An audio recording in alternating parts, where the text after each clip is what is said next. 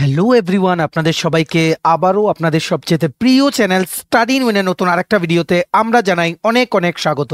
আজকের এই ভিডিওটা ত্রিপুরার চাকরি প্রত্যাশীদের জন্য প্লাস গভর্নমেন্ট যারা জব আপনারা করেন বা সরকারি কর্মচারী যারা আপনাদের জন্য বেশ কিছু নতুন আপডেটস নিয়ে এসেছি, তাই সবার জন্য এই ভিডিওটা সুপার ইম্পর্ট্যান্ট। চাকরি ও কর্মচারী সংক্রান্ত আমাদের কাছে যা যা খবর আছে, লেটেস্ট আপডেট সব কিছু আমরা এই ভিডিওতে জানিয়ে দেবো। Super important video. Maximum WhatsApp, Facebook, Telegram গ্রুপে এই ভিডিও লিঙ্কটা শেয়ার করে আপনাদের কোলিগস, রিলেটিভস, ফ্রেন্ডস সবাইকে গুরুত্বপূর্ণ আপডেটগুলো থ্রু দিস ভিডিও আপনারা জানিয়ে দেওয়ার চেষ্টা করবেন। ঠিক আছে, এবার আমরা ভিডিওটা শুরু করছি। এখানে আমরা কথা বলবো ত্রিপুরা গভর্নমেন্টের প্রমোশন নিয়ে। নতুন প্রমোশন হয়েছে আবারও অ্যাডহক বেসিসে। প্রমোশনের কেসটার কি অবস্থা আছে, লেটেস্ট আপডেট সেটা বলবো। আপকামিং বাজেট সেশন ও ডিএ নিয়ে আমাদের কাছে নতুন আজকে আমরা কি আপডেট সংগ্রহ করতে পেরেছি সেটা বলবো। তাছাড়া এসটিজিটি রিক্রুটমেন্ট ত্রিপুরাতে সেগুলোর কমপ্লিকেশনস নিয়ে একটা নিউজ পেপারে খুব ইম্পর্টেন্ট ও গুরুত্বপূর্ণ একটা আর্টিকেল উঠে এসছে, সেটাতে কি কি পয়েন্টস ওনারা উল্লেখ করেছেন সেটা আমরা বলবো। কারণ এসটিজিটি অ্যাসপিরেন্টসরা কিন্তু প্রায়ই কিন্তু প্রোটেস্ট করছেন, কারণ অনেকের ওভার এজ হয়ে যাচ্ছে, সেটা একটা কনসার্নিং ইস্যু।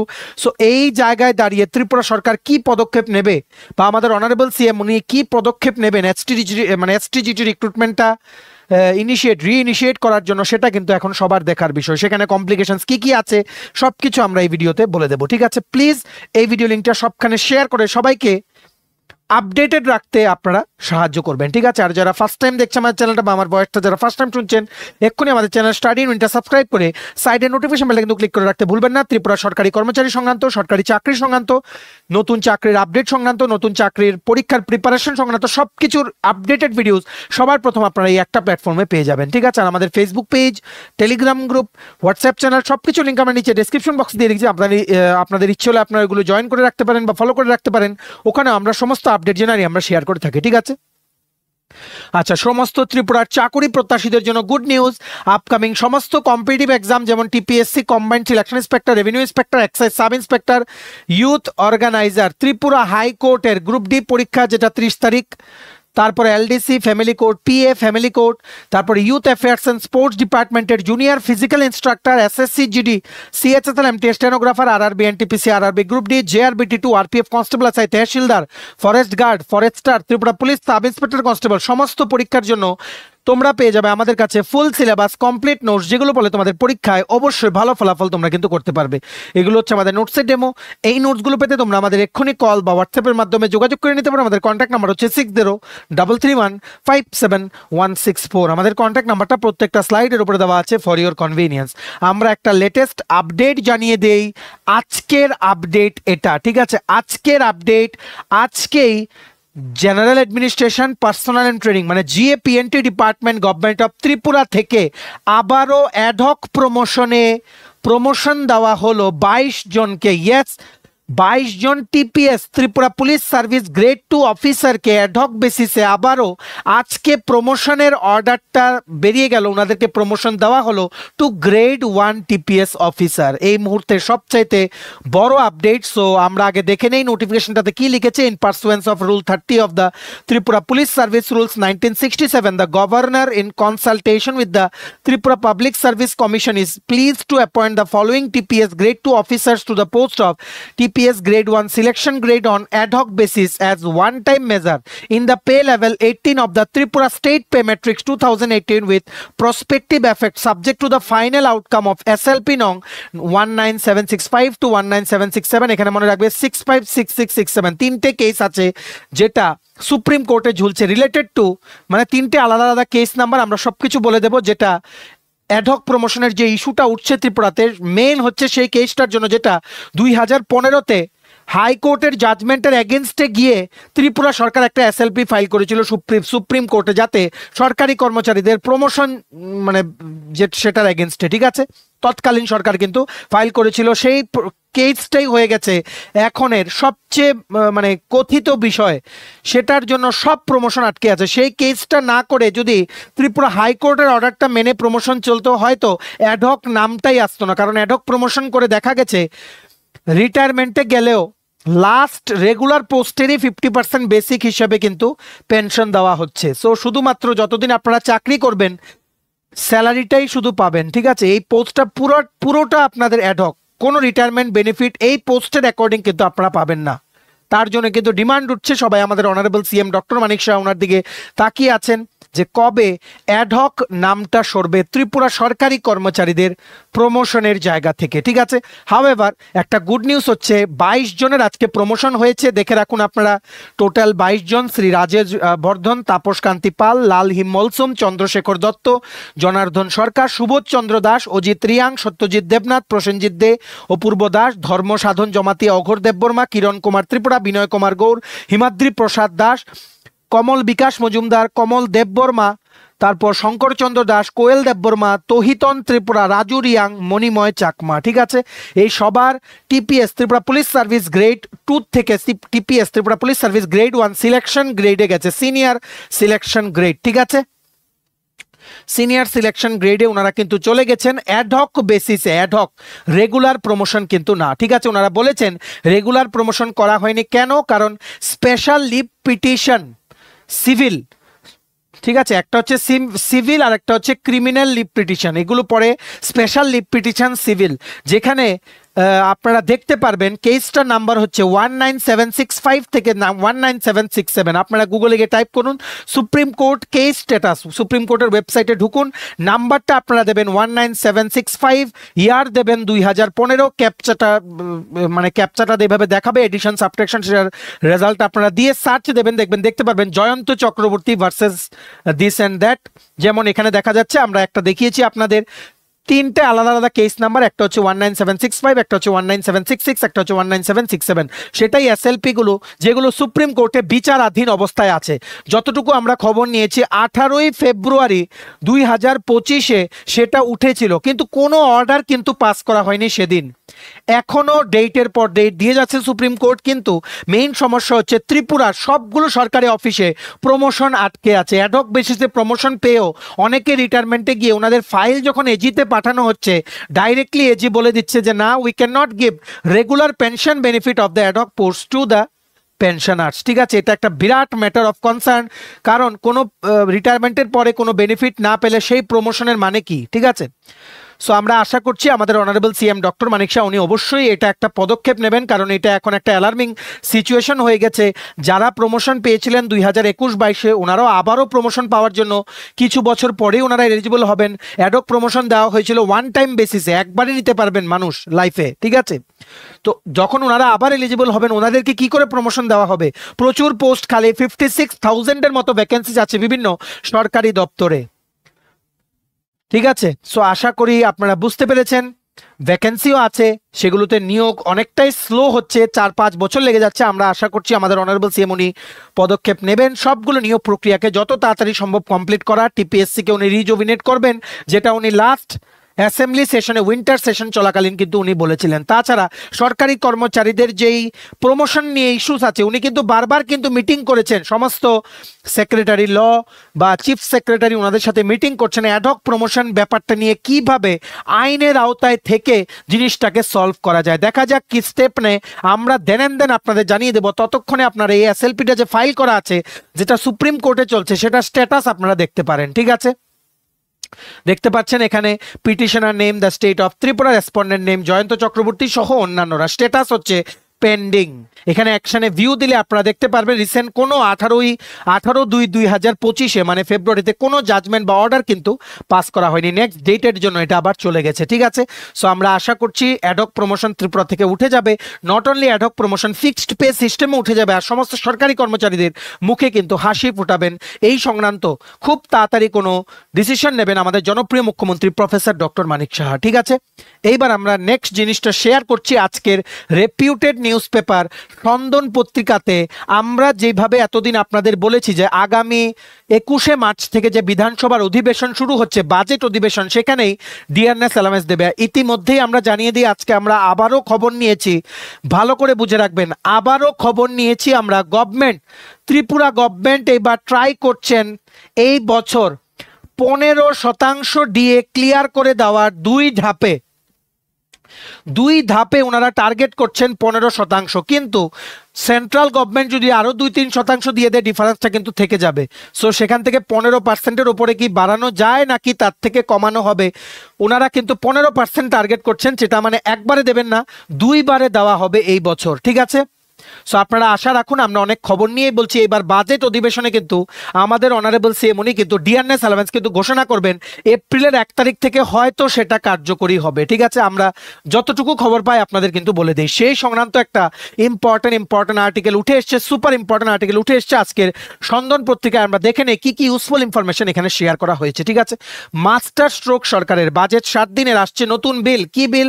সমস্ত গ্রাসরুট লেভেলের যেই সমস্ত কর্মীরা আছেন ওনাদের স্যালারি অ্যালাওয়েন্সেস বাড়ানোর বিল। তাছাড়া সরকারি কর্মচারী চাকরি প্রত্যাশীদের জন্য কিন্তু বাজেটে থাকছে অনেক অনেক চমক, যেটা আমাদের honourable law minister Shri Ratanlal Nath উনি কিন্তু গতকালকে বলেছেন। সেটার ভিডিও আমরা কিন্তু শেয়ার করেছি। ঠিক আছে, চলুন আমরা এবার দেখে নিই কি লিখেছে। মাস্টার স্ট্রোক দিল ডাবল ইঞ্জিনের সরকার। গত কয়েকটি অধিবেশনে বিরোধীদের বক্তব্য ছিল অধিবেশনের সময়কাল দিনের পর দিন কমছে। গত বছর অর্থাৎ 2024-25 অর্থ বছরের বাজেট অধিবেশন হয়েছিল 3 দিনের। চলতি বছরের জানুয়ারি মাসে যে অধিবেশন হয় সেটাও 3 দিনের করা হয়েছিল। জনগণের স্বার্থ সংশ্লিষ্ট বিভিন্ন বিষয় নিয়ে আলোচনার কোনো সুযোগ নেই। দপ্তর ভিত্তিক আলোচনা করার সুযোগ পাচ্ছেন না বিরোধীরা। প্রতিটি অধিবেশনে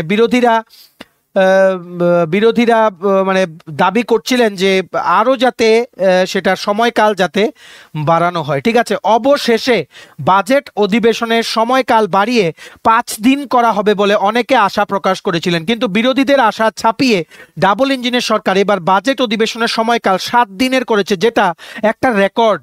সবাই যাতে কথা বলার সুযোগ পায়, যেহেতু সময় বেশি, তার জন্য আমরা আশা করছি সমস্ত ত্রিপুরাবাসীর জন্য, সমস্ত চাকরি প্রত্যাশীদের জন্য, সমস্ত কর্মচারীদের জন্য অনেক নতুন নতুন চমক থাকবে। বাজেট, এবারের বাজেট কিন্তু ঐতিহাসিক বাজেট হবে বলে আমরা কিন্তু ধারণা করছি। ঠিক আছে, আমাদের বিশ্বাস গভর্নমেন্ট অফ ত্রিপুরার উপরে। ঠিক আছে, তারপর কি লিখেছে দেখে রাখুন। আমরা যে কথাগুলো বলি একদম সত্যি, সেটা আপনার আর্টিকেলটা পড়লেই বুঝতে পারবেন। এর আগে নৃপেন চক্রবর্তী পরিচালিত প্রথম বামফ্রন্ট সরকারের বাজেট অধিবেশন 8 দিনের হয়েছিল। বিধানসভা অধিবেশনের সময়কাল কমলেও পরিষদীয় মন্ত্রী রতনলাল নাথ জানিয়েছেন আগামী দিনে সময়কালেও রেকর্ড স্থাপন করবে বলে ডাবল ইঞ্জিনের সরকার। বুধবার বিএসসি মিটিং শেষে পরিষদীয় মন্ত্রী রতনলাল নাথ জানান আগামী 21 মার্চ থেকে শুরু হচ্ছে রাজ্য বাজেট বিধানসভার অধিবেশন। দীর্ঘ বছর পর এবার বাজেট কার্যকাল হচ্ছে 7 দিনের। অধিবেশন শেষ হবে আগামী 1 এপ্রিল।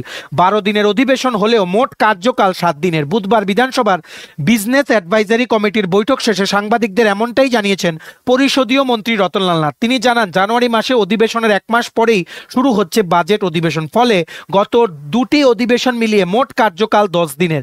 জানুয়ারি মাসে 3 দিনের বিধানসভা অধিবেশন ধরলেও বাজেট অধিবেশন মিলিয়ে 3 মাসের অধিবেশন 10 দিনে। বাজেট অধিবেশন গত 15 থেকে 20 বছরে 7 দিনের হয়েছে বলে জানা নেই কারোর। তবে এবার বাজেট অধিবেশনে সরকারি বেশ কিছু বিল আসতে পারে বলে জানিয়েছেন মন্ত্রী রতনলাল নাথ। বুধবার বিজনেস অ্যাডভাইজারি কমিটির বৈঠক পৌরোহিত্য করেন বিধানসভার অধ্যক্ষ শ্রী বিশ্ববন্ধু সেন। পরিষদীয় মন্ত্রী ছাড়াও ছিলেন মন্ত্রী সুশান্ত চৌধুরী, বিধানসভার মুখ্য সচেতক কল্যাণী রায়, বিধায়ক রামপদ জমাতিয়া, বিরোধী দলনেতা জিতেন্দ্র চৌধুরী, কংগ্রেস বিধায়ক বীরজিৎ সিনহা প্রমুখ। বাজেট অধিবেশনের প্রথম দিনেই পেশ হবে রাজ্য বাজেট। 2025-26 ফুল ফ্লেজেড বাজেট কিন্তু 21 মার্চে পেশ করবেন আমাদের honourable finance minister Shri Pranajit Singha Roy. ঠিক আছে, এর আগে সাপ্লিমেন্টারি বাজেট পেশ করা হবে বলে জানান পরিষদীয় মন্ত্রী, অর্থাৎ অর্থমন্ত্রী প্রাণজিৎ সিংহ রায় তৃতীয়বারের মতো এবারের পূর্ণাঙ্গ বাজেট পেশ করবেন। এর আগে রাজ্যের অর্থমন্ত্রী জানিয়েছিলেন কেন্দ্র এবং রাজ্য প্রকল্পের কথা মাথায় রেখে এবার বিভিন্ন খাতে বাজেট বরাদ্দ হতে পারে, বাজেটের বরাদ্দ বাড়ানো হতে পারে। ঠিক আছে, কর্মচারীদের মহার্ঘ ভাতা প্রদান নিয়ে যদিও একটি শব্দ উচ্চারণ করেননি তিনি, তবে কর্মচারীদের জন্য বাজেটের সুখবর থাকবে বলে খবর। বিগ আপডেট এটাও কিন্তু লিখেছে স্পন্দন পত্রিকার আজকের আর্টিকেলে, যে কর্মচারীদের জন্য এই জায়গাটাতে আপনারা দেখুন, সরকারি কর্মচারীদের জন্য ওনাদের কাছেও খবর আছে যে আগামী বাজেট সেশনে থাকছে বিরাট সুখবর। ঠিক আছে, কেন্দ্রীয় কর্মচারীদের সাথে রাজ্য সরকারের কর্মচারীদের মহার্ঘ ভাতার ফারাক কিন্তু বাড়ছে। যদিও অর্থমন্ত্রী পরিকাঠামো উন্নয়নে বাজেটের জোর দেওয়া হবে বলে আভাস দিয়েছিলেন, কৃষি, শিক্ষা, স্বাস্থ্য ক্ষেত্রে বাজেট বাড়ানোর চিন্তা ভাবনা চলছে। ছাত্রছাত্রীদের জন্য নতুন ভাবনার প্রতিফলন ঘটবে এবারের বাজেটে। ছাত্রছাত্রীদের জন্য বলতে কি, মানে সেই যে আগের যেগুলো, যেমন স্কুটি দেওয়া, তারপর মোবাইল কেনার জন্য যে 5,000 টাকা দেওয়া কলেজ স্টুডেন্টসদের, সেগুলো কিন্তু কন্টিনিউ হবে। তাছাড়া এইরকমই কিছু আসতে পারে, মেবি স্টুডেন্টসদের বেনিফিটের জন্য নতুন কিছু ঘোষণা হতে পারে এবারের বাজেটে। ঠিক আছে, 2024-25 অর্থ বছরের বাজেটে মুখ্যমন্ত্রীর যুব যোগাযোগ ক্ষেত্রে অর্থ বরাদ্দ করা হয়েছিল। এই প্রকল্পে প্রতি বছর ফাইনাল ইয়ারের ছাত্রছাত্রীদের মোবাইল ফোনের জন্য টাকা প্রদান করা হয়। এইবার স্বাভাবিকভাবেই সেটা বাড়ানো হতে পারে। পাশাপাশি ছাত্রছাত্রীদের সাইকেল দেওয়ার পরম্পরা এখনো রয়েছে। যারা ভালো ফল করছে মেধার নিরিখে রাজ্য সরকার স্কুটি প্রদান করছে। আগামী বাজেটেও ছাত্রছাত্রীদের উৎসাহিত করতে এই ধরনের প্রকল্প থাকবে বলে তিনি জানিয়েছেন। বাড়তে পারে শিক্ষা ও স্বাস্থ্য ক্ষেত্রে বাজেটের বরাদ্দ। উল্লেখ করা যেতে পারে ডাক্তার মানিক সাহার মুখ্যমন্ত্রিত্বকালে 2023 থেকে এখন পর্যন্ত 6টি সেশনে অধিবেশন হয় 21 দিন। এবার 7 দিনের অধিবেশন ধরলে অধিবেশন হবে 28 দিনের। 2018 থেকে 2023 সাল পর্যন্ত অধিবেশন হয়েছে 43 দিনের, আর সেশন ছিল 12টি। সব মিলিয়ে অধিবেশনের সময় কমেছে। সো সেটা কিন্তু আমরা এখানে আশা করতে পারছি যে আগামী বাজেটটা সবার জন্য ঐতিহাসিক হবে। আর আমরা খবর নিয়ে জানতে পেরেছি এইবার উনি যে বাজেটে একটা ডিএনএস অ্যালাউন্স অবশ্যই ঘোষণা করবেন, সমস্ত পেপারে উঠছে, আমরাও খবর নিয়ে জানতে পারছি। গভর্নমেন্ট অফ ত্রিপুরা চেষ্টা করছে 15% ডিএ দেওয়ার, একবারে না কিন্তু 2বারে, এই বছরে 2বারে। ঠিক আছে, মেবি আমরা বলে রাখছি মেবি এইবার হয়তো 7 থেকে 8% বা maximum up to 10% DNS allowance কিন্তু ঘোষণা করতে পারেন আমাদের honourable CM doctor Manik Shah during the assembly budget session. ঠিক আছে, প্রথম দিন তো বাজেট পেশ হবে, তারপর দিন হয়তো ওয়ার্কিং ডে এর মধ্যে 7 দিন ওয়ার্কিং ডেজ আছে, তার মধ্যে হয়তো সেকেন্ড ডে বা থার্ড ডেতে হয়তো উনি অ্যানাউন্স করতে পারেন। যখনই অ্যানাউন্স করবেন দেন ভিডিও ক্লিপটা আমরা শেয়ার করবো। আপনারা কিন্তু আমাদের চ্যানেলটা সাবস্ক্রাইব করে সাইডে নোটিফিকেশন বেলটা কিন্তু ক্লিক করে রাখতে ভুলবেন না। অধিবেশনে যা যা সিদ্ধান্তের কথা ওনারা জানাবেন, যা যা নতুন জিনিস আমরা জানতে পারবো সবগুলো আমরা কিন্তু শেয়ার করবো। আমাদের সবার বিশ্বাস আমাদের অনারেবল সিএম ডক্টর মানিক শাহ, উনি কিন্তু আমাদের জনপ্রিয় মুখ্যমন্ত্রী, উনি কিন্তু সমস্ত সরকারি কর্মচারী, স্টুডেন্টস, সমস্ত চাকুরি প্রত্যাশীদের মনে সেই খুশির হাওয়া আবার নিয়ে আসবে নতুন নতুন ঘোষণা করে, যে জনমুখী বাজেট ওনারা পেশ করবেন 21শে মার্চ। ঠিক আছে, সমস্ত আপডেট শেয়ার করবেন। আপনারা কিন্তু এই ভিডিওটা সবার সাথে শেয়ার করে দেবেন, সবাই যাতে গুরুত্বপূর্ণ আপডেটগুলো থ্রু দিস ভিডিও যাতে জানতে পারে। ঠিক আছে, এইবার আমরা চলে আসছি চাকুরি প্রত্যাশীদের জন্য যে ইম্পর্টেন্ট আপডেট একটা উঠে এসছে আজকের ফরিয়াদ রেপিউটেড নিউজ পেপারে। ঠিক আছে, সেখানে উঠেছে এসটিজিটি রিক্রুটমেন্ট নিয়ে। এসটিজিটি যেটা টিআরবিটির দ্বারা পরিচালিত হয়, সেখানে বেরিয়েছিল, সেখানে রিজার্ভেশন ক্রাইটেরিয়া মানা হয়নি।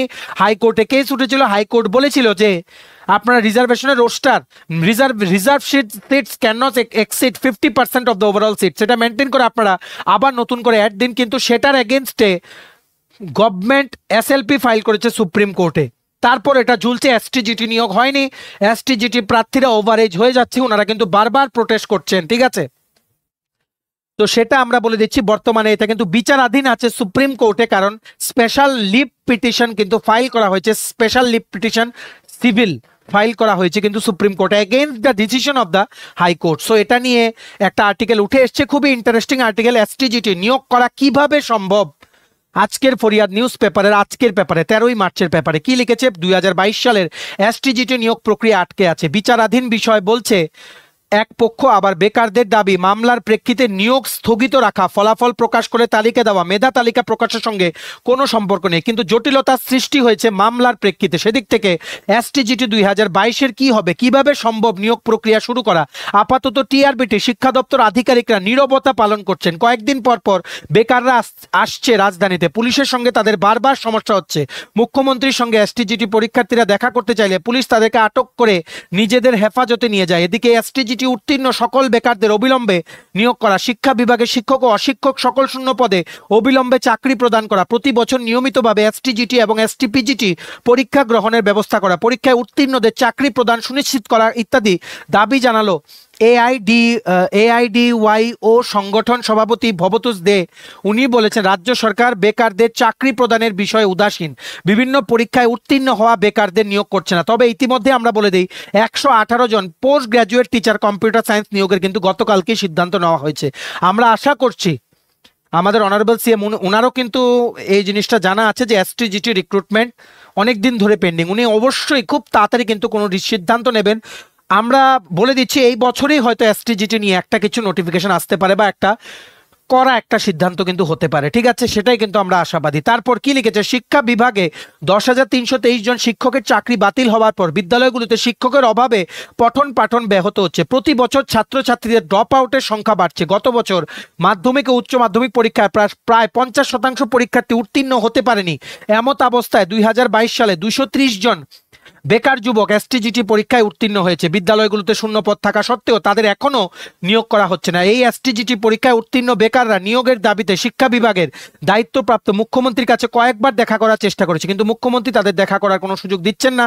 গত 7 মার্চ এই বেকার যুবকরা মুখ্যমন্ত্রীর কাছে দেখা করার জন্য মুখ্যমন্ত্রীর আবাসনের সামনে শান্তিপূর্ণভাবে সমবেত হওয়ায় রাজ্যের পুলিশ প্রশাসন তাদের গ্রেপ্তার করে নিয়ে যায়। এমত অবস্থায় এআইডিআই ওর ত্রিপুরা রাজ্য কমিটির উদ্যোগে রাজ্যের শিক্ষা বিভাগের কাছে দাবিগুলো নিয়ে প্রথমে বিক্ষোভ প্রদর্শন করেছে। মাধ্যমিক শিক্ষা অধিকর্তার উদ্দেশ্যে এক স্মারকলিপি দিয়েছে। তবে কিভাবে এসটিজিটি নিয়োগ প্রক্রিয়া সম্পন্ন করা সম্ভব তা নিয়েও জোর চর্চা চলছে শিক্ষা দপ্তরে। আমাদের অনারেবল সিএম উনিও কিন্তু সেই জিনিসটা নিয়ে ডিসকাস করছেন। আমরা আশাবাদী খুব তাড়াতাড়ি এসটিজিটিও নিয়োগ করা হবে। যেমন জিটি, ইউজিটি, পিজিটি রিক্রুটমেন্ট গভর্নমেন্ট আস্তে আস্তে রেজিউম করছে, অবশ্যই এসটিজিটি রিক্রুটমেন্টও কিন্তু ইনিশিয়েট হবে। তবে ততদিন ধৈর্য রাখতে হবে। আর আপকামিং আমরা বলে দিই 352টা পোস্টে প্রি প্রাইমারি টিচার নিয়োগ করা হবে। টিআরবিটির দ্বারা অ্যাড বেরোবে, আপনারা কিন্তু প্রিপারেশন নিতে থাকুন, ঠিক আছে? যারা যারা আপনাদের রিকুইজাইট কোয়ালিফিকেশন আছে, সেখানে মন্টিসারি ট্রেনিং লাগবে, অবশ্যই কিন্তু সেখানে মানে পোস্ট কিন্তু আসবে। তাছাড়া ফরেস্টারের পোস্ট আছে 104, সেটা এপ্রিল মাসে নোটিফিকেশন আসবে খুব তাড়াতাড়ি। গতকালকে গভর্নরের অ্যাপ্রুভেল দেওয়া হয়েছে। আরও প্রচুর পোস্টের রিক্রুটমেন্ট আসছে, জেআরবিটি 2 আসছে, সেগুলো কিন্তু আপনারা সাইড বাই সাইড কিন্তু পরীক্ষা কিন্তু দিতে থাকুন, ঠিক আছে? সো এটা দেখা যাক কি হয়, এখনো কোনো সিদ্ধান্ত হয়নি। তবে এডুকেশন ডিপার্টমেন্টে কিভাবে এসটিজিটি রিক্রুটমেন্টটাকে আবার রিইনিশিয়েট করা যায় সেই কেসটার আউটকামের ওপরে ভিত্তি করে, বা সেই কেসটার আউটকামের ওপর মানে সুপ্রিম কোর্টে যাওয়া মানে তো ডিলে, ঠিক আছে? অনেক দিন সময় লাগবে। সো এখন কি এমনই হবে যে এসটিজিটি বা এসটিপিজিটি আর বেরোবে না, শুধু কি GT, UGT, pre primary teacher, PGT এগুলোই কি বেরোবে? এমন যদি হয় সেটা মানে কি বলবো, সেটা খুবই খারাপ হবে। তবে আমরা আশা করছি এসটিজিটি রিক্রুটমেন্ট কিন্তু খুব তাড়াতাড়ি ইনিশিয়েট করার পদক্ষেপ নেবে গভর্নমেন্ট অফ ত্রিপুরা। তোমরা দেখে নিও, এই বছরের মধ্যেই এসটিজিটি রিক্রুটমেন্ট নিয়ে কিছু একটা রাস্তা বেরোবে, সেটা আমাদের বিশ্বাস। গভর্নমেন্ট অফ ত্রিপুরা সবার সাথে কিন্তু আছে। আমরা জানি মানে আমাদের অনারেবল সিএম ডক্টর মানিক শাহ উনি কিভাবে বেকারদের সাথে একটা ডিসিশন নেন, সেটা কিন্তু আমরা দেখেছি। সবচাইতে মূল ডিসিশন হচ্ছে পিআরটিসি ম্যান্ডেটরি করা, যেটা উনি কিন্তু এসেই কিন্তু করেছে, যার জন্য প্রত্যেকটা ত্রিপুরা সরকারি চাকরিতে কিন্তু ত্রিপুরার যারা চাকরি প্রত্যাশী ওরা কিন্তু সুযোগ পাচ্ছে, ঠিক আছে? সো আমরা আশাবাদী এসটিজিটি নিয়ে, ত্রিপুরার প্রমোশন কেস নিয়ে অবশ্যই আমাদের অনারেবল সিএম প্রফেসর ডক্টর মানিক শাহ উনি কোনো সিদ্ধান্ত খুব তাড়াতাড়ি কিন্তু নেবেন, যেটা সবার জন্য ভালো হবে, ঠিক আছে? এই ছিল ছোট একটা ভিডিও, সমস্ত লেটেস্ট আপডেটস আমরা শেয়ার করে দিলাম। এবার আপনারা প্লিজ এই ভিডিও লিঙ্কটা ম্যাক্সিমাম হোয়াটসঅ্যাপ, ফেসবুক, টেলিগ্রাম গ্রুপে শেয়ার করে সবাইকে গুরুত্বপূর্ণ আপডেটগুলো থ্রু দিস ভিডিও আপনারা জানিয়ে দেওয়ার চেষ্টা করবেন। ভিডিওটা ভালো লাগলে অবশ্যই লাইক করে দেবেন।